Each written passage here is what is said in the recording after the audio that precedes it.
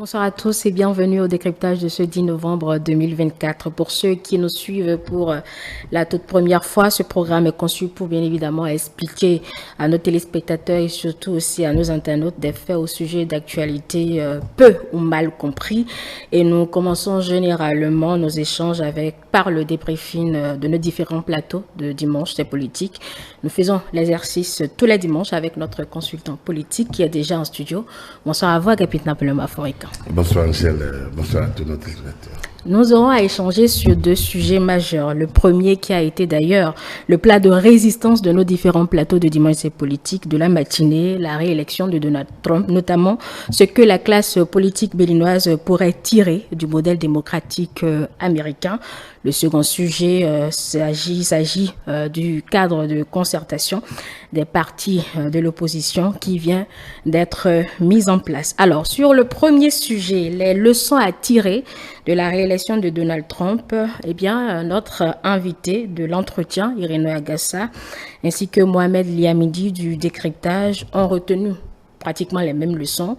La force des partis politiques américains qui dépassent les individualités, la force et l'indépendance aussi des institutions et de la justice américaine, l'exploration des voies légales par Donald Trump qui a su prendre sa revanche malgré tout, des éléments qui doivent inspirer et guider la classe politique africaine et surtout celle béninoise, la voix contradictoire sur le plateau porté par M. Julien Kandé-Kansou tire les mêmes leçons mais reste néanmoins convaincu que ces éléments ne s'observent que quand le jeu est démocratique, ouvert et non polié, ce qui n'est pas le cas au Bénin depuis la présidentielle de 2016. Alors, Agapit Napolema Africain, je vais m'en arrêter là puisque vous les avez suivis.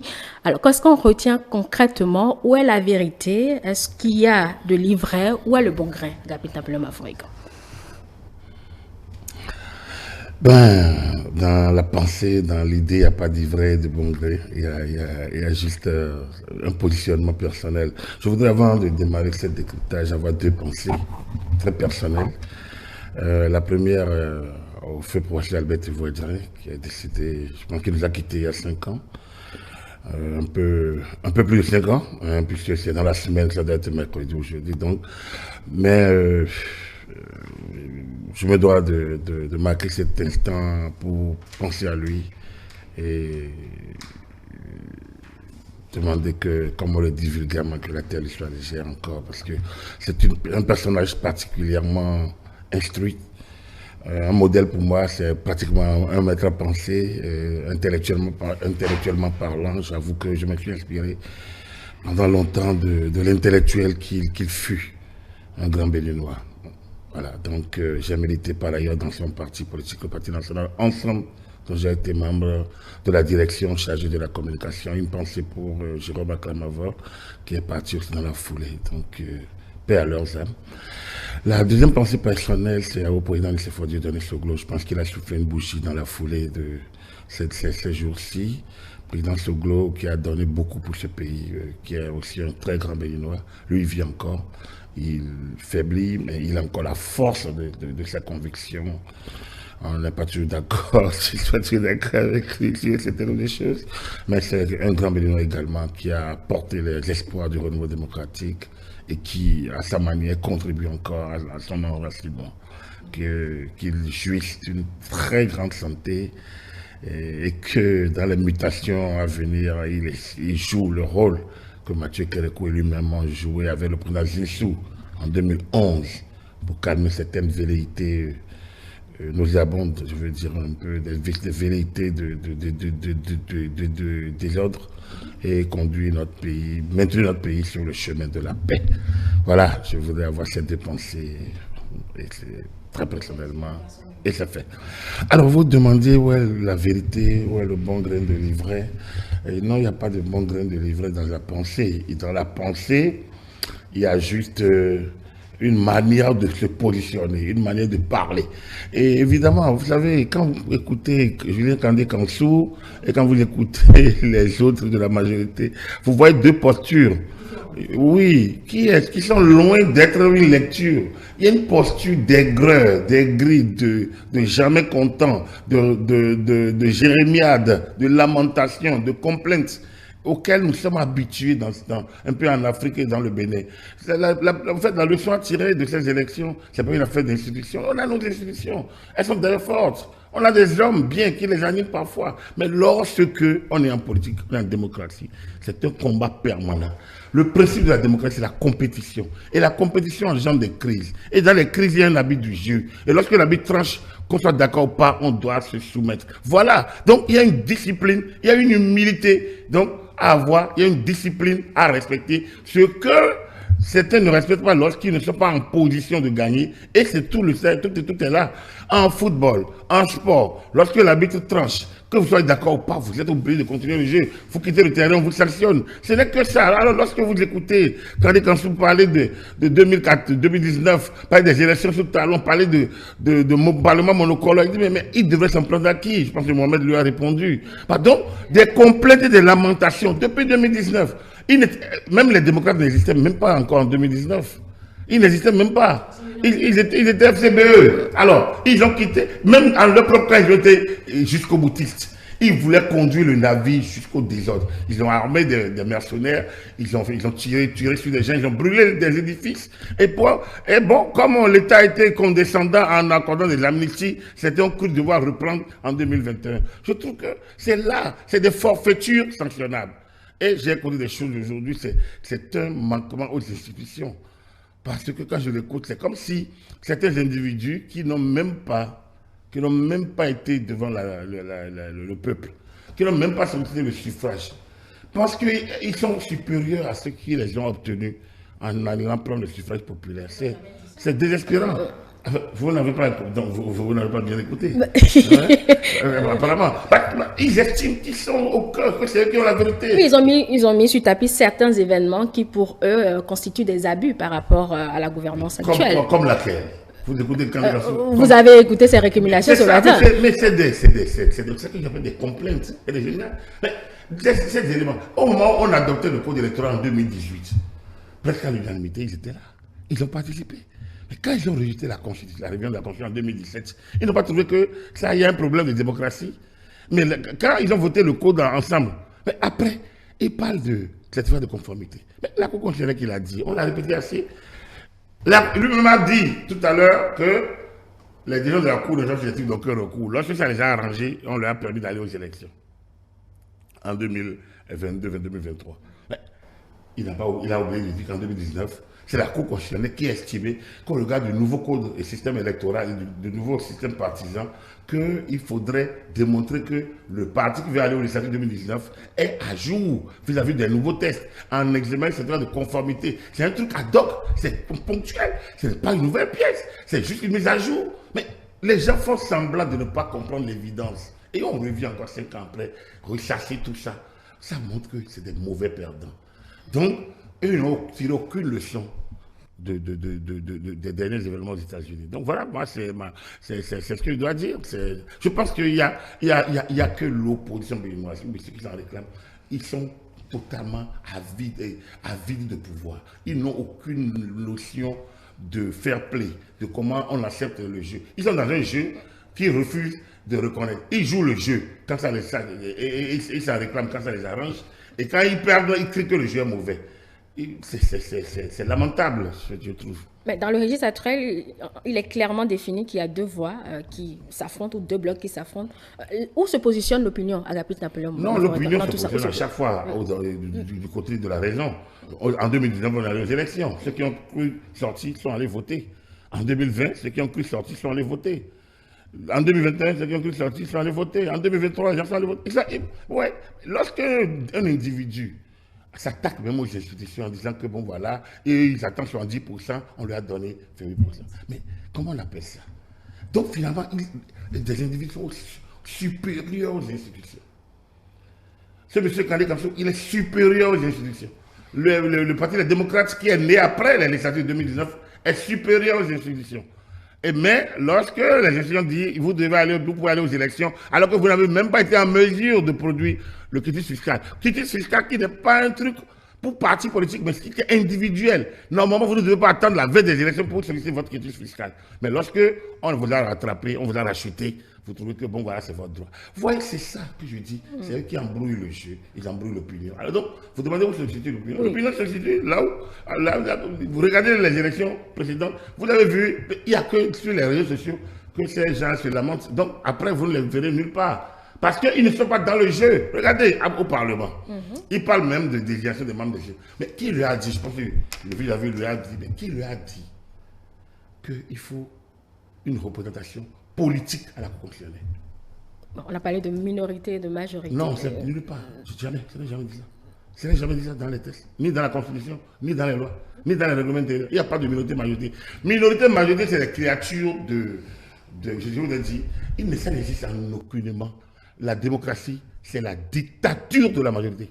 Je le répète, la démocratie, c'est la dictature de la majorité issue des urnes. Lorsque j'ai bataillé pour gagner, ce n'est pas pour tenir compte d'une minorité. Je l'écoute. Je regarde comment je peux intégrer certains aspects. Mais la minorité n'a rien à m'imposer. Rien, je dis rien. Sinon, le jeu démocratique est faussé. Or, avec le temps, comme les gens se rendent compte que certaines démocraties, dans certaines démocraties, certains partis se maintiennent. Alors, ils ont créé ce qu'on appelle les artères démocrates. C'est-à-dire que des gens qui ont créé de nouveaux paradigmes, comme cette affaire du principe de la minorité. La démocratie, c'est la dictature de la majorité. J'espère qu'on peut le dire et il faut le répéter. C'est-à-dire que lorsque vous allez aux élections et quelqu'un a gagné, il a un projet de société. Mais maintenant, la minorité, représentée selon les textes, à sa voix, à son quota pour s'exprimer, à sa manière pour voter. Donc, mais elle doit comprendre qu'elle n'a pas voix au chapitre parce qu'elle n'a pas, mais elle a la latitude de faire prévaloir ses pensées. Le financement public, c'est pas député. Donc, que vous ayez fait une minorité ou majorité, vous prenez selon au prorata. L'accès aux médias d'État, normalement, c'est au prorata du nombre de députés que vous avez, et ainsi de suite. Donc, en tant que participant au jeu, vous avez voix au chapitre. Mais après, vous ne pouvez pas écraser la majorité pour dire que vous êtes de la minorité. Autrement, on tord le quoi à la démocratie? La démocratie, c'est la dictature de la majorité. Donc, c'est eux qui ont mal compris le concept. Ils n'ont pas mal compris, ils sont mauvais joueurs. Ils connaissent. Quand ça les arrange, ils s'approprient. Quand ça ne les arrange pas, ils crient au voleur. Moi, je veux répéter, et qu'on me donne, c'est la dictature de la majorité. C'est-à-dire que je gagne, je dois faire passer mes lois, parce que j'ai très peu de temps, c'est 5 années. Le peuple revient à chaque élection pour valider ou ne pas valider mes choix. Mais pendant que je suis là, c'est la dictature de la majorité. Aucune minorité ne peut s'imposer.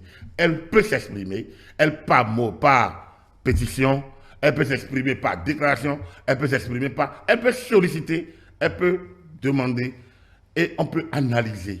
Donc, il faut une diplomatie de la minorité. Ça n'existe pas. Les gens ne veulent pas utiliser la diplomatie. Ils ne veulent pas. En fait, on dit chez nous, qui de papa besoin à Rome s'en va, c'est ça qu'on disait avant. Donc, et chez nous, en Gou, on dit, en Gou et en fond, on dit, celui qui demande, c'est ça, son bras est long.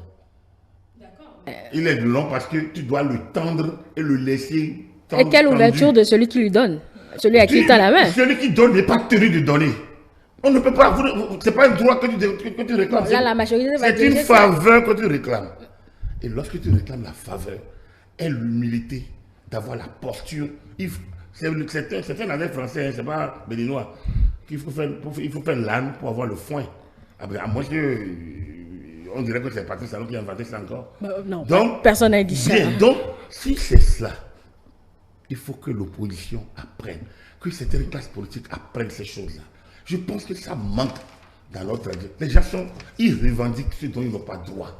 Certains s'autoproclament ce qu'ils ne sont pas. Ils usurpent même ils s'abusent de la naïveté du peuple, de l'alphabet de certains, croyant que le peuple analphabète est bête. Et chaque fois quand le peuple leur montre que l'analphabétisme n'est pas d'être bête, alors on dit qu'il n'y a pas de démocratie. Ah oui, c'est la dictature. Ah, c'est ci, c'est ça. Je pense que c'est eux qui torpillent le jeu. C'est des mauvais joueurs, c'est des mauvais perdants. C'est eux qui sont dangereux pour la démocratie. Ils sont nuisibles pour le vivre ensemble. il pollue l'environnement et politique. D'accord, Et c'est ceux-là sur qui il faut travailler. Or, quand vous écoutez même nos intellectuels, même certaines confessions, c'est comme si on met la pression sur celui qui a gagné, qui travaille à faire passer à ces objectifs de développement. Et on oublie tout ce qu'il fait. On se concentre sur les lamentations, les plaintes et complaintes de politiciens immatures. Parce que la maturité politique, c'est de connaître le jeu et surtout de travailler à le jouer, de travailler à s'affirmer sur le terrain. On finit par... Regardez, quand on attaque la majorité, mais en 90, on est à la Convention nationale, non? On est revenu, non? Ce groupe a perdu, non? En 96, ça veut dire quoi? Si ce groupe a perdu en 96, ça veut dire que tout le monde de 96 à aujourd'hui, 20 ans, 30 ans, ça veut dire que les gens sont partis sur un même pied d'égalité. Quelqu'un a quitté le pouvoir en 2006. Ça veut dire que de 2006 à aujourd'hui, 20 ans, les gens avaient tout le temps de gagner leur positionnement. Puisque ce n'est pas quelqu'un qui a pris, et ce n'est pas une dictature, ce n'est pas les élections. En 2016, Talon a gagné, donc depuis 8 ans.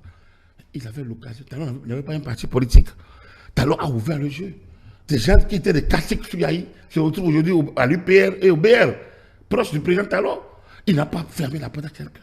Mais si vous choisissez votre positionnement et vous êtes minoritaire, pourquoi vous lamentez? J'ai entendu dire, mais aujourd'hui c'est comme si Souyaï, il oublie que nous étions là, Souyaï. Vous étiez là, d'accord. Nous étions là. Ils y étaient également. Non, je pense qu'ils n'y étaient pas. S'ils y étaient, ils auraient compris que... J'ai entendu quelqu'un dire que, ah non, la Lépi, comme vraiment il a fait la Lépi, il n'y avait aucun problème, ça n'est bien passé. Il dit, mais attends, dans ce Bénin, mais non, c'est trop tôt pour qu'on soit amnésique. C'est le cas il y a 2011. Ça fait pas encore 15 ans. Alors, est-ce qu'on peut être amnésique toutes les décennies? C'est dangereux pour la mémoire collective. Non. Mais comment il peut oublier que c'est la Cour constitutionnelle qui a dû imposer la Lépi, qui a eu marche sur marche, qui a eu presque blocage, qui a eu report sur report des élections, qu'il a fallu un appel pathétique des anciens présidents de la République pour qu'on aille au chaos de Yahi, chaos prononcé la nuit, et dont beaucoup ont douté. Nous étions là. Donc, voilà la vérité. Il n'a qu'à dire que c'est faux. Yahi Boni même ne peut pas dire que c'est faux. Donc, du coup, il y a qu'on doit remettre certains distures, certains logiciels de certains à jour. J'ai l'impression que certains logiciels sont déréglés et ils ont du mal à rattraper les données. Il faut qu'on revienne. Enfin, c'est la semaine du numérique, vous comprenez que c'est un clin d'œil au ministère de l'Administration qui nous a offert une très belle semaine du numérique. Donc, du coup, on peut utiliser ce langage informatique pour demander aux gens de mettre leur logiciel à jour et surtout de ne pas perturber les données et de ne pas que les virus du mensonge, les virus de l'extrémisme soient écarté. Pour que, il n'y a pas d'extrémisme, c'est juste la confrontation d'idées. La sérénité et la sérénité de la circulation des données. Alors, ce qui fait débat aujourd'hui à Capitaine Napoléon Marc Fréquent, c'est le code électoral. Et justement, pour restaurer ce qu'ils appellent restaurer la démocratie, j'emprunte le mot, ils ont mis, l'opposition, je parle de l'opposition, a mis en place aujourd'hui même un cadre de concertation pour la relecture de ce code électoral, le dit du fichier électoral. Vous connaissez bien évidemment ce chapelet. Rien de nouveau ou bien une autre manière d'insister justement sur toujours ce code électoral qui leur pose problème? Je vais vous dire, moi, a priori, l'opposition est libre d'agir. C'est son droit. Ils peuvent créer 1000 structures, c'est leur droit. Et quand est-ce qu'on les écoute? Non, mais c'est à eux de savoir se faire écouter celle que vous dites. Le chien est ouvert. Ils le disent depuis que ce code a été ça veut dire qu'ils ne savent pas communiquer alors. Ah bon? Mais si c'est à eux de savoir se faire entendre. Soit ils demandent quelque chose qui n'existe pas, qu'ils ne peuvent pas avoir, parce qu'ils ne se donnent pas les postures, les moyens. Soit, et même ils savent qu'ils sont dans. Ils réclament de l'utopie. Se donner des moyens, c'est quoi, Agapit? Se donner les moyens, c'est quoi, Agapit? Mais on est en politique. Bien sûr. Première chose, vous devez connaître les rapports de force. Aujourd'hui, c'est quoi les rapports de force sont issus des élections. Les rapports de force sont issus des élections. Et comme les rapports de force sont issus des élections, et on transmet dans ce studio, comme les rapports de force sont issus des élections, dès que vous n'êtes pas en position de force, vous êtes obligé de faire petit. Il faut faire l'âne pour avoir le foin. Regardez, lorsque vous vivez au Parlement où tout se joue, Vous êtes 109 députés. Vous êtes 28 minorités. Comment vous allez à la recherche de la majorité? Mais vous n'avez aucune manière d'aller chercher la majorité.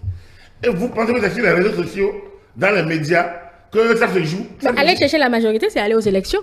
Non, au Parlement, lorsque vous finissez les élections, le Parlement est le lieu par excellence. Les journalistes ont dit dans l'habitude des journalistes, oui. C'est le lieu par excellence de la diplomatie, de la politique, de tout. C'est un champ. C'est là que tout se joue. Vous voyez ce qui se passe à Paris et en France aujourd'hui, hein? Trois partis, trois groupes qui n'ont pas une majorité absolue. Ça se gère. Parce qu'ils sont obligés. Comment le Premier ministre fait preuve de patience en les écoutant. Mais après, il va passer. Son budget passera contre vents et marées. S'il n'arrive pas à avoir la majorité, il va déclencher les mesures exceptionnelles 49.3. C'est conçu comme ça. L'État peut être perturbé par des minorités. Donc, c'est à vous d'avoir la posture de celui qui demande. Quelle est la posture du Parti des démocrates au Parlement? Mais c'est de l'outrance. Il s'agit qui ont la chair se fuse. Les autres sont bêtes, les autres sont godillots, les autres sont majorité mécanique, les autres, c'est eux qui sont intelligents. Voilà. Mais quand vous dites intelligent, allez au bout. C'est des rapports de force. Donc, il y a 5 ans, on a déjà eu front de refus, front de résistance, tout ça là. Bon, ils ont créé encore aujourd'hui. Fonds pour la restauration. Alors qu'on est à moins d'un an, on est pratiquement à un an du dépôt des candidatures. Oui. Mais moi, je ne sais pas si ça leur donne du parrainage, ça leur donne des élus. Première chose. C'est pour faire le lobbying justement pour qu'ils puissent avoir voix au chapitre parce qu'ils estiment. Le lobby ne se fait pas, c'est ça que je vous dis, ça ne se fait pas là. C'est déjà le Parlement. On est dans un cadre institutionnel connu. Mais alors, je ne comprends pas. Ah, ils veulent utiliser la rue, mais il va falloir que l'État se réveille et mette fin. Ils ne l'ont jamais dit. Non, je suis dans des projections ou enfin. Je suis dans des hypothèses. Des hypothèses, voilà. Si c'est pour changer le code, c'est au Parlement. Quelle est leur diplomatie pour changer le code? Quelles sont leurs propositions? Est-ce qu'ils ont tenté de rencontrer la majorité? Ils avaient fait des propositions avec que ce code ne soit voté. Non, oui. Ils avaient fait des propositions oui, mais d'accord. Qui ne sont pas passées. Mais ils sont minoritaires, ça ne peut pas passer. Les autres ont des idées. Donc c'est logique que leurs propositions ne soient pas. Maintenant, s'ils s'estiment que c'est mauvais, mais tant que c'est signé, la loi a été votée conformément à la procédure législative en place au Bénin, elle doit être appliquée comme loi d'État. Est-ce qu'on est d'accord avec ça? Si on n'est pas d'accord, c'est qu'ils ne sont pas démocrates. Je les défie de me démontrer autre chose. Ils ne peuvent pas. Ils ont des projets d'université avec eux. Ils ont des agrégés de ci ou de ça avec eux. Ils n'ont qu'à dire, si la loi a suivi la procédure et a voté, on ne peut pas faire ça. Et vous allez dire que, bon, non, moi, ma minorité, mes idées ne sont pas passées, je bloque. Vous ne pouvez rien bloquer. Vous pouvez continuer à discuter. Vous pouvez continuer à négocier. Mais c'est à vous d'avoir la... C'est vous qui cherchez. Il n'y a aucune loi qui soit meilleure. Il n'y a aucune loi qui soit mauvaise. On parle des États-Unis d'Amérique. Je vous ai dit, 52 États.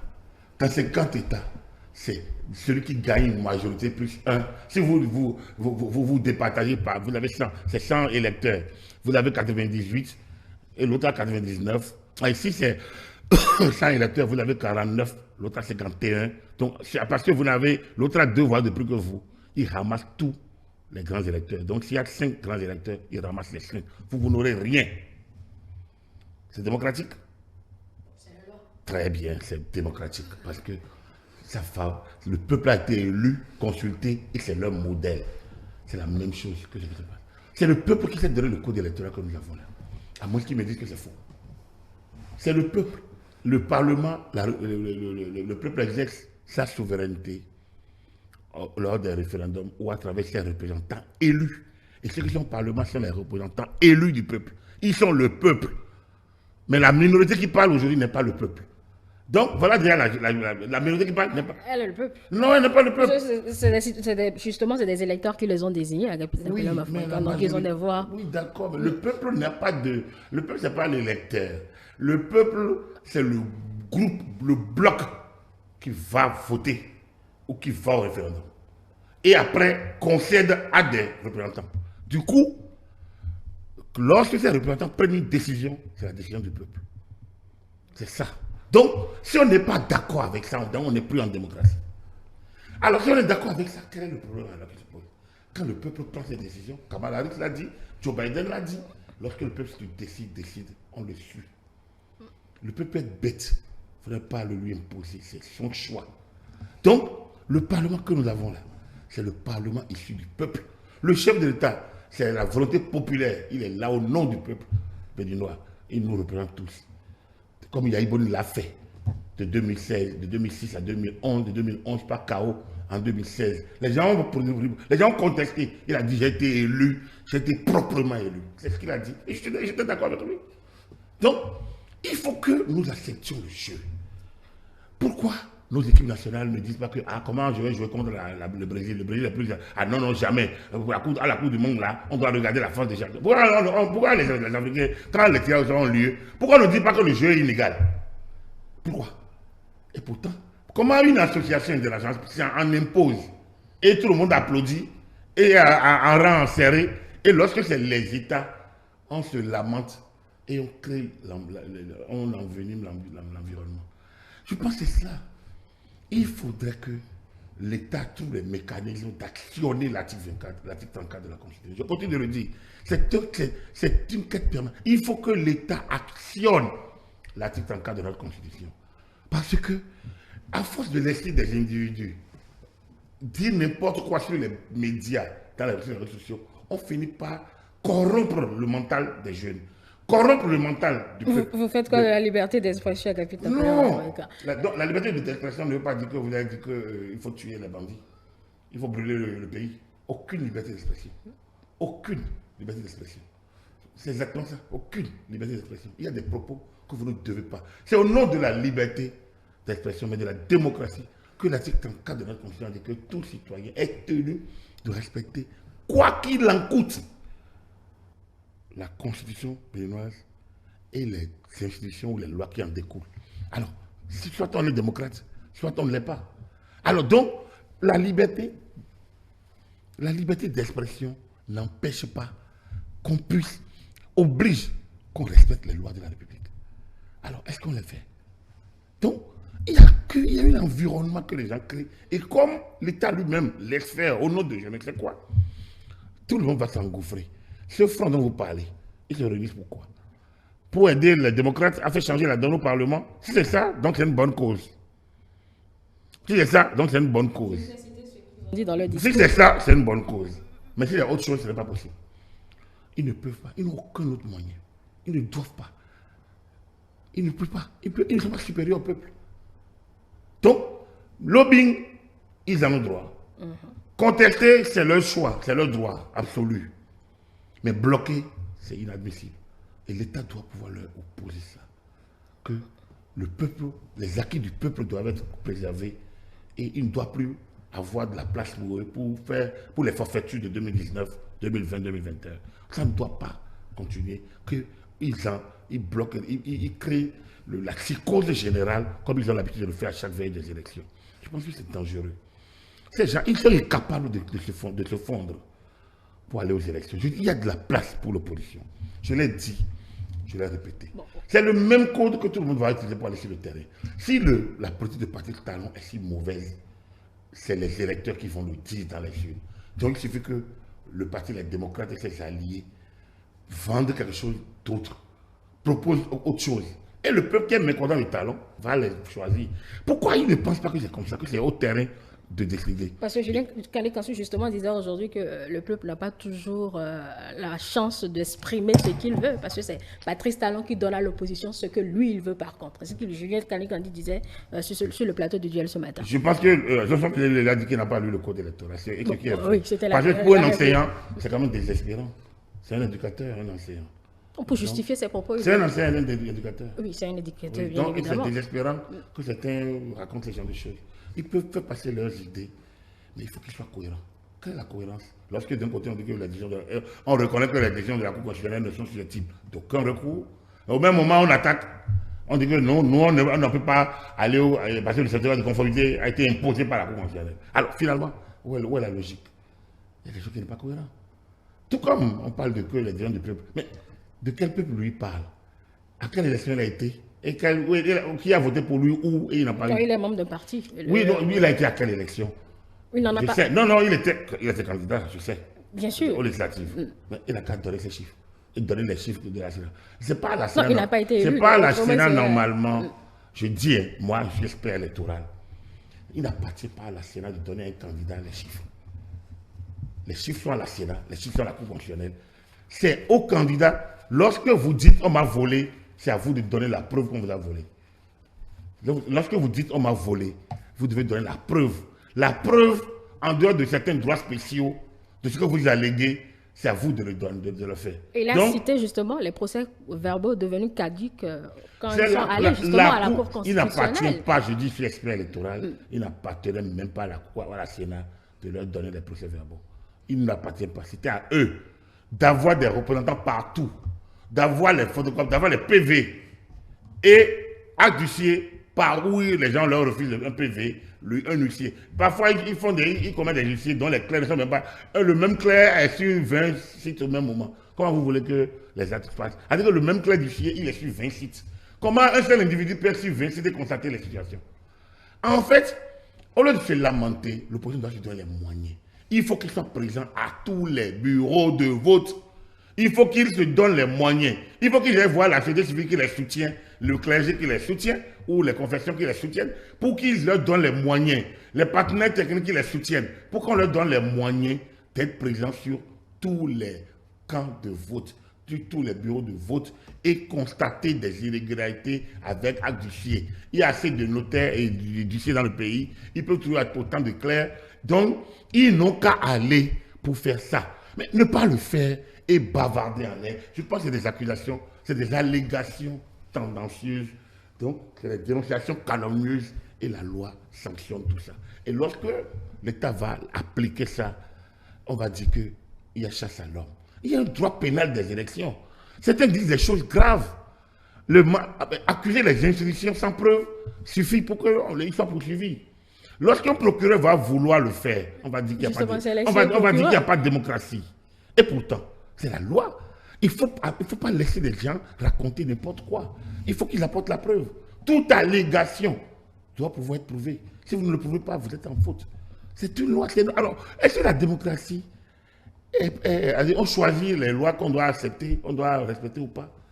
Donc, moi, je pense qu'à force de les laisser dire ces gens de contre-vérité et les distiller, mais c'est qu'ils arrivent à intoxiquer certains. Les bureaux, les nombres de bureaux de vote sont connus. Oui. Ou même donc, même si j'ai un seul dans les postes de vote, c'est là où il y a, vers les centres de vote, c'est là où il y a plusieurs postes de vote, postes de bureaux de vote. Alors, même si c'est un individu qu'ils ont, mais au moins, il peut faire le tour des bureaux au niveau du même centre. C'est pas impossible pour eux d'avoir une élection. Et surtout que le BR, ils ont au moins l'argent de financement public. Ils n'ont qu'à utiliser ça pour ça. Pour assurer, pour sécuriser. Ils n'ont qu'à mettre en place des volontaires pour ça. Ils auront le financement pour ça. Donc, ils occupent le terrain. Ils cadrent le terrain. Ils vendent leur projet. Ici, vous voyez, on a expliqué à l'opposant de LD aujourd'hui qu'ils peuvent faire un accord de collaboration parlementaire. Avec la FCBE. Comment ils dénigrent la FCBE? Ils ne sont pas utiles pour eux. Voilà. Donc, eux, ils sont les plus intelligents. Ils sont les plus intelligents. Ils choisissent leurs collaborateurs, Agapit Napoléon Mafoka. Ils sont les plus intelligents. Un peu comme... Vous préférez qu'on fasse une pause? Non, on ne va pas faire une pause. On va dérouter notre rédacteur. Oui, nous présentons toutes nos excuses. Vous transpirer autant.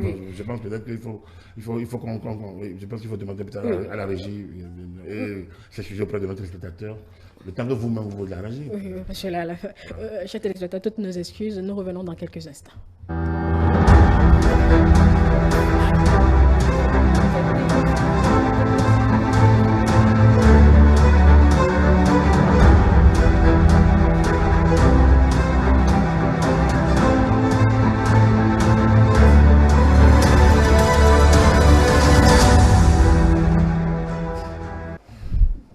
Toutes nos excuses, mesdames et messieurs, pour cette interruption. C'est pour vous permettre, bien évidemment, un meilleur confort et nous permettre aussi de mieux vous servir. Mais excuses également à Agapit Napoléon Mafourican, puisque vous étiez dans un certain développement.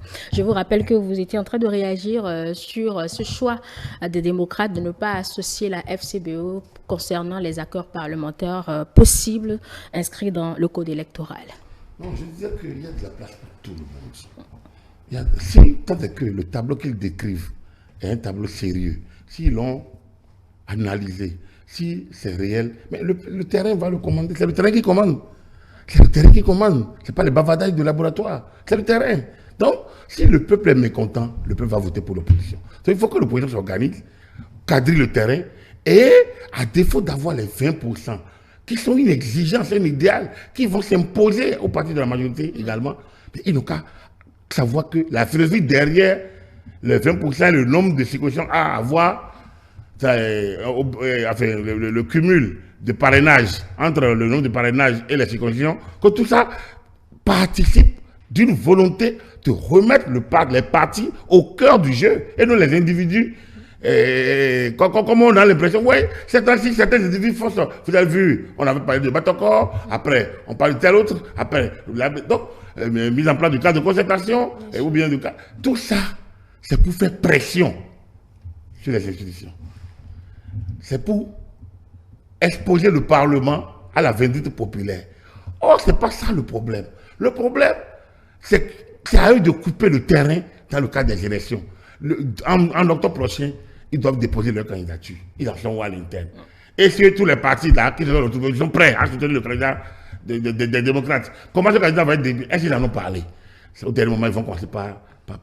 C'est pas encore à l'ordre du jour. Très bien. Par rapport aux législatives. D'autant plus que la majorité aussi. Par rapport à ça, on est à l'opposition. Par rapport aux législatives, ils ont autant gagné que la FCBE. Mais il suffit qu'ils travaillent. On ne peut pas dire que l'opposition ne peut pas gagner 20%. 20% au bénéfice. Donc ça veut dire que s'ils ne peuvent pas gagner 20%, ça veut dire qu'ils sont totalement dépassés et que personne, ils ne sont pas légitimes. Alors de quoi ils parlent alors? Donc c'est à eux de croire qu'ils peuvent et de s'organiser. Et la meilleure chose pour le faire, c'est le FCBE qui est le parti avec lequel ils peuvent entrer en accord de collaboration parlementaire. Alors, s'ils ne peuvent pas le faire, si déjà ils trouvent que le FCBE n'est pas représentatif, eux seuls ne peuvent pas avoir les 20%. Comme l'UPR ne peut pas avoir les 20%. C'est connu. Le législateur a fait un choix. Le législateur a fait un choix. Et ce choix oblige les partis à se mettre ensemble, sans faire d'alliance, qui sont l'alliance qui est un tout factice, mais à créer les conditions du temps. Donc, avec l'accord de collaboration parlementaire, ça leur amène à ne pas avoir les 20% par circonscription électorale. Mais 10% par parti au niveau national globalement. Donc, le FCBE doit travailler et les démocrates devraient les aider. Parce que les démocrates ont plus de 10%. Donc, et c'est à eux d'aider le FCBE à avoir aussi 10% au niveau national pour que leur accord de partenariat puisse fonctionner et qu'ils aient accès au siège. Voilà le travail qu'ils ont à faire. Mais la loi est due, c'est la loi. Mais donc, on oppose la loi au petit peuple, aux analphabètes. On les sanctionne, crimes passionnels, homicide involontaire, ce qui est ça. On impose avec le principe nul n'est censé ignorer la loi. Et ceux qui votent la loi se lamentent que la loi soit votée et ne soit pas en leur faveur. Il y a quelque chose d'anormal, d'abus, d'injure aux populations. Je pense qu'il y a une méprise de nos parents analphabètes parce que à nos parents, on impose. Quand tu vas frapper ta femme, on va dire que la loi impose. Violence, et harcèlement, tout ça, on impose à nos parents analphabètes.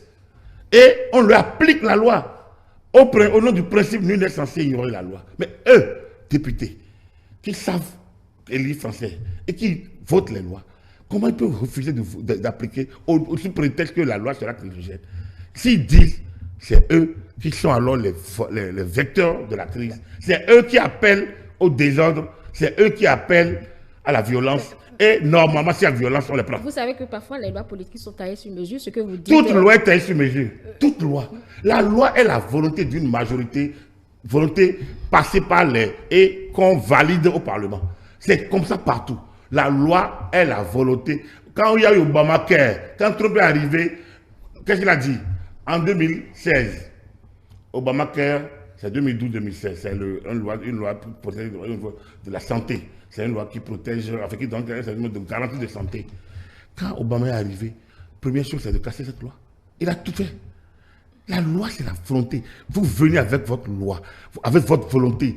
Si vous l'avez au Parlement, vous travaillez. Aujourd'hui, Donald Trump et son camp, les républicains, contrôlent et la Chambre des représentants et le Sénat. Ils contrôlent le Parlement, les deux chambres du Parlement. Oui.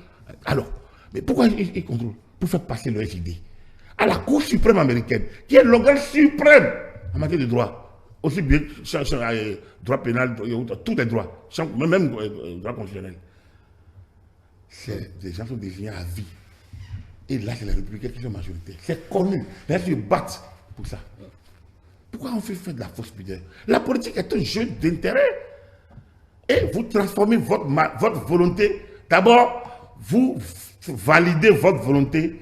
Vous le faites valider par le peuple. Et ça devient un projet de société d'action. Ça devient alors un programme d'action. Vous avez d'abord un projet de société au niveau du parti.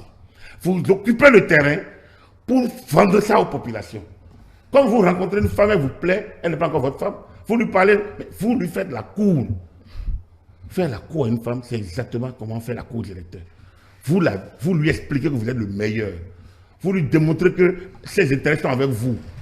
Elle dit ses attentes, vous dites oui, je peux. Elle dit ah, ma maman, je vais le faire. Si tu dis je vais le faire, tu ne le fais pas.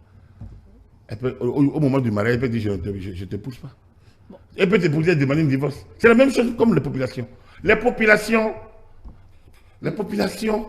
une fois que vous arrivez à les dompter, à leur expliquer, ils vous élisent. Vous allez au Parlement, vous devez transformer cette volonté du terrain en loi. Parce que le peuple vous a donné la main pour transformer votre volonté, la volonté de votre parti, la vision que vous avez, vous portez pour le développement, de le transformer en loi opposable à tous les citoyens. La loi est appliquée comme loi d'État. Alors, dans cette temps, où est le problème en fait? En clair, l'opposition perd du temps en installant ce cas de concertation. Je pense que non, ils ne perdent pas du temps, ils ont une idée derrière la tête. Bon. Je ne veux pas être de mauvais augure. Moi, je vais être positif. Comme je le dis, nous sommes dans un pays de démocratie. Chacun a la liberté d'entreprise, la liberté d'aller devenir. Vous l'avez dit tout à l'heure, vous avez parlé de la constitution, de la libre expression. Oui, nous validons. Je suis un défenseur de la liberté. Mais le chantage n'est pas la liberté. Et les gens font du chantage à la paix, à la démocratie. Ce truc qu'ils ont créé là n'a aucun avenir parce qu'ils nous ont habitués à ça. La seule ambition qu'ils ont, c'est bloquer. C'est faire bavarder sur les réseaux sociaux. C'est diaboliser Patrice Talon. Et ce qui explique que ce qu'il fait, il ne le fait pas pour lui, il le fait pour le peuple béninois. C'est eux, ils veulent bloquer, ils veulent nous reconduire dans les logiques violentes de 2019-2020. Il faudrait que l'État se réveille et les ait à l'œil. Pas pour les bloquer, pas pour les empêcher d'aller et de venir, mais attirer l'attention là-dessus. Et que ce qui nous est arrivé en 2019-2020 ne revienne plus. Voilà. Donc, pour moi, ils sont libres d'agir. Mais je dis, la loi interdit les alliances. Il n'y a que l'accord de coopération parlementaire ou de partenariat. Et ça, pour l'avoir, il faut qu'ils aient au moins 10% au niveau national chacun. Donc, le seul parti avec lequel ils peuvent le faire, c'est l'FCBE. Les autres n'ont qu'à se fondre dans l'un ou l'autre des partis.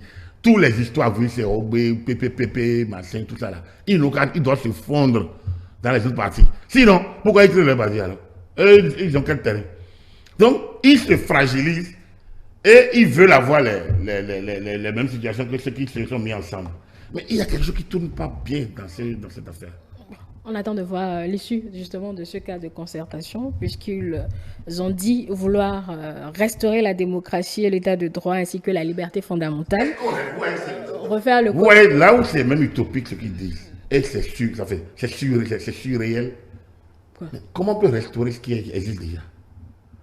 Donc, c'est vous qui pensez que ça existe? Et si ça n'existait pas, ils auront l'occasion de parler. Pour eux, ça c'est si ça n'existait pas, ils feront ce qu'ils font là. Bon, la démocratie, ce n'est pas que la liberté d'expression non plus. C'est quoi alors? Il y a d'autres fondamentaux. Comme quoi? C'est pas moi qui Ce n'est que ça. C'est le premier fondement. C'est ça. C'est le premier fondement, c'est la liberté d'aller, de venir, d'entreprendre. Donc, la liberté d'expression, article 23 de notre Constitution. La liberté de presse, article 24 de notre Constitution. Mais ça implique des devoirs, article 34 et 35 de notre Constitution. Mais alors, il faut qu'on mette ces articles ensemble. 23, 24, 34, 35. Et qu'on s'asseye alors. Mais c'est ça, le vrai débat.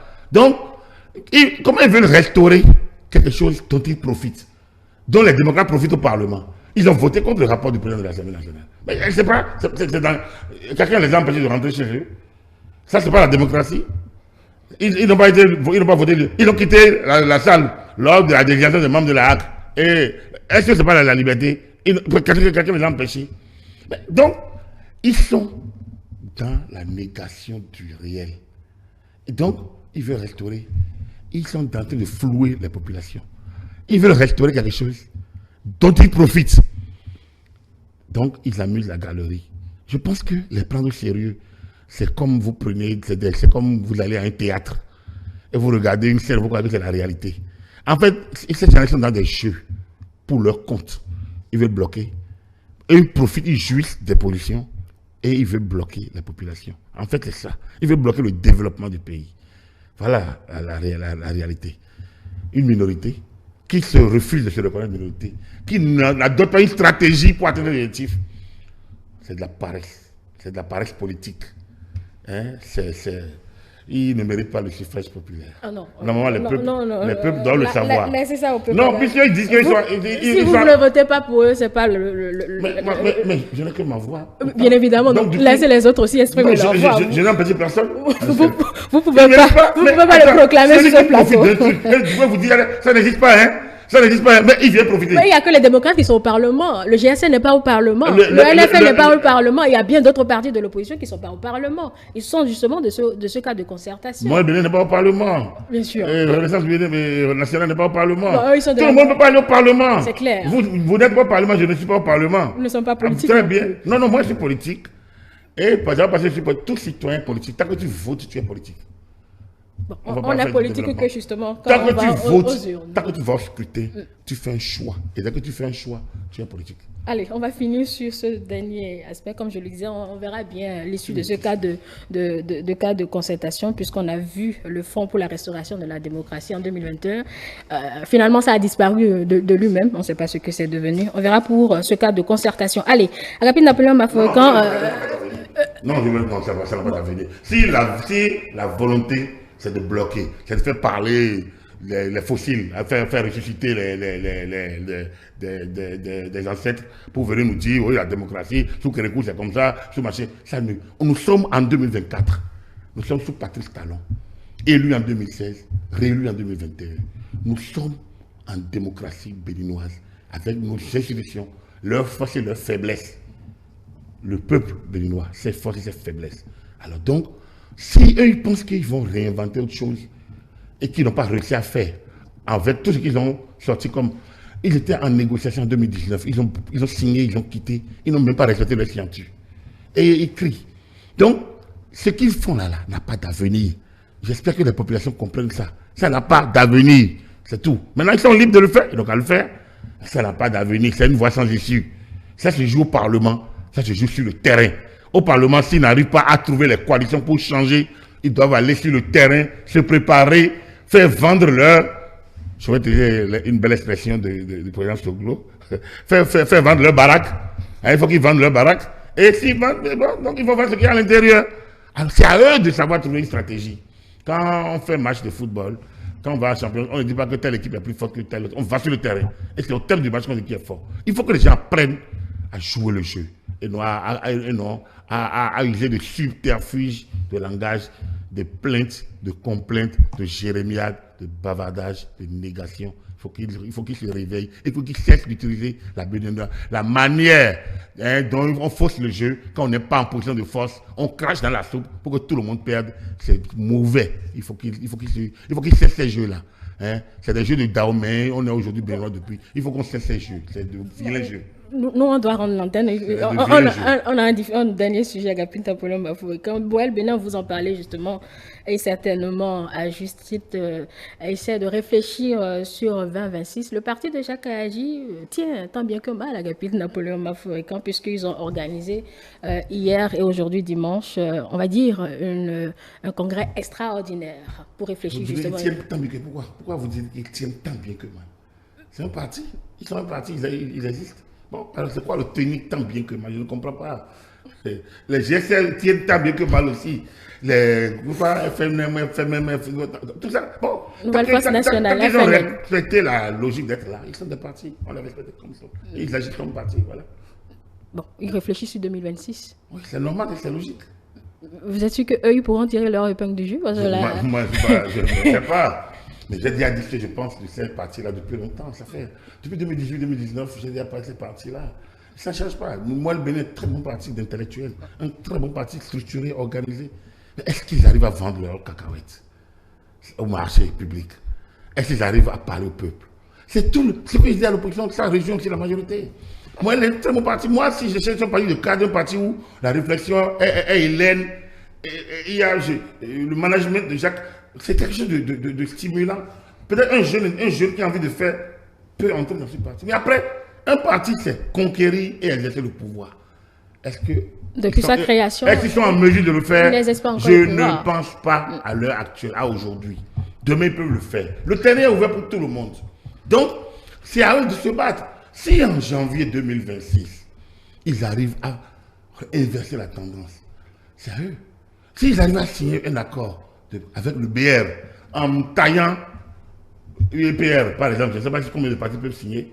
C'est les deux, c'est comme je n'ai pas fait attention à ce code et à cette partie-là, mais je vais revoir. Mais s'ils arrivent à signer un accord et avoir les 10%, ils auront des élus.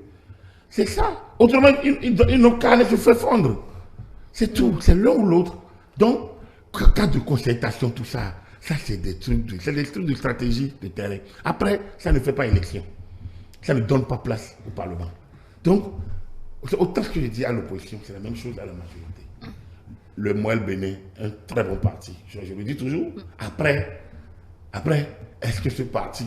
Ouais, on a connu les ADP, Alliance pour la démocratie et le progrès. On a connu même les partis communistes du Bénin. On a connu le Parti national ensemble, ancêtre, qui est né sur les centres de notre cause commune. On a connu de bons partis d'intello, ASD de Robert Dessous. On a connu plein de partis de type intellectuel, des partis qui produisent la pensée, des partis où les jeux sont respectés. Mais c'est des partis qui n'ont pas la stratégie du terrain. Même alternative pour le parti de Joseph Jobouinou, avant d'être UPR. Alternative citoyenne. Mais c'est des intellectuels. C'est des gens qui savent ce qu'ils font. Mais après, est-ce que vous arrivez à parler aux populations?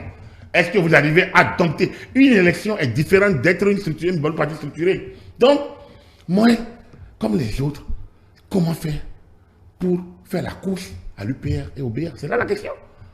C'est tout. Donc, bon vent à moi, le Bénin, et bon vent à tous les autres partis. Le reste, c'est sur le terrain. Et entre 20%, accord de coalition parlementaire, ou accord de partenariat parlementaire, ou bien tout, et autres. Tout ça, c'est des outils, des instruments que le Code a aménagés pour permettre à tout le monde d'avoir voix au chapitre. Donc, tout le monde a cette latitude. Moi, je ne vois pas encore une cas de concertation utile. C'est des négociations politiques en la matière. Et, soit on est parti, soit on ne l'est pas. Et quand on est parti, on s'assume comme parti. Voilà. On suivra bien sûr dans nos prochaines éditions le contenu de ces échanges tenus par le parti Moël Bénin. Mais nous devons mettre un terme à nos échanges de ce soir. Merci à vous, Agapit Napoléon Bafouikan, pour vos analyses. C'est un plaisir. Un plaisir partagé. Merci également, chers téléspectateurs, et toutes nos excuses une fois de plus pour ces quelques désagréments. Le temps pour nous de nous excuser aussi auprès des téléspectateurs du prochain programme. Je vous rappelle, chers téléspectateurs, que ce décryptage est en ligne sur nos plateformes numériques, notre site internet, le www.etelebelin.com, notre page Facebook eTélé en direct. Et vous pouvez nous suivre un peu plus facilement en téléchargeant notre application sur iOS ou Android avec le nom eTélé Bénin. eTélé avec vous, pour vous. Nous étions en direct du studio François Xavier en Limnement.